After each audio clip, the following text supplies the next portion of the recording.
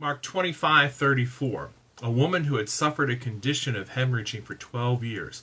A long succession of physicians had treated her badly, taking all her money and leaving her off worse than before, had heard about a man called Jesus. She slipped in from behind and touched his robe. She was thinking, if I can put a finger on his robe, I can get well. The moment she did it, the blood dried up. She could feel the change and knew her plague was over and done with. At that same moment, Jesus felt energy discharging from him. He turned around to the crowd and said, "Who touched my robe?" His disciples said, "What are you talking about? With this crowd pushing and jostling you, you're asking who touched me? Dozens have touched you." But he went on asking and looking around to see who had done it. The woman, knowing what had happened, knowing she was the one, stepped up in fear and trembling and knelt before him and gave him the whole story.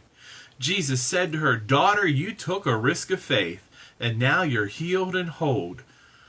Live well, live blessed, be healed of your plague."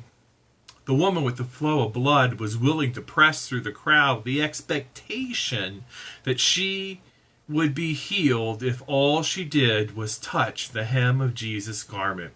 Her ability to take a risk of faith and trust that she would be healed made all the difference in her life.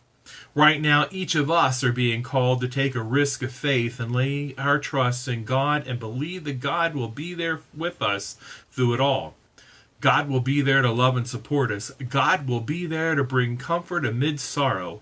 God will be there to bring hope to all those who feel lost. God will be there to extend God's mercy and grace to all. Lord, help us to be willing to take a risk of faith and trust in you.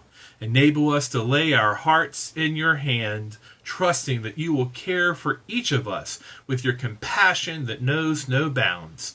Amen. Now may the God whom we can place our faith in be with us all.